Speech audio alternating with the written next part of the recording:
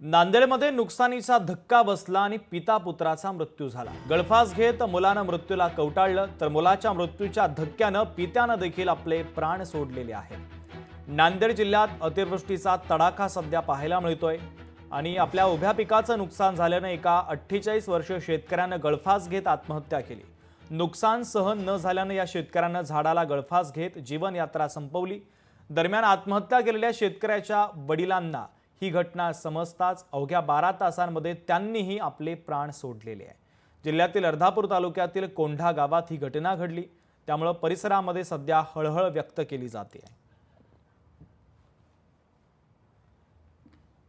सोयीदाराची काय आणली होती, 1-1.5 लाख रुपये आणले होते। बँकेचं कर्ज आहे 1,70,000 रुपये।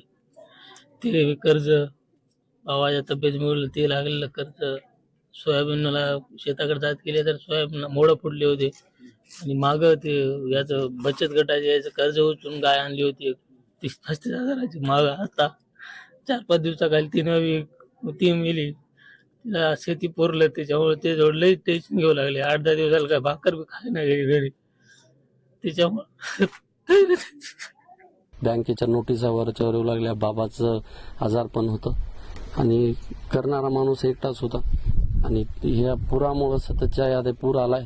येत आता तुम्हाला सगळं प्रत्यक्षात पाहताय तुम्ही, बँकेचं कर्ज, मायक्रो फायनान्सचं कर्ज, घर कसं चालू आहे ते। या पुरापासून काका सारखं चिंतितच होते, घरी जास्त बोलणं नव्हतं। माझ्या कुटुंबाचा सगळ्यात मोठा आधार गेला साहेब।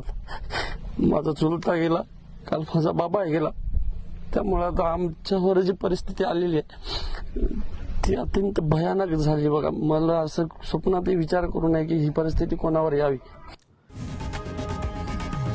लोकशाही मराठी ऐका, पहा, जागरूक रहा।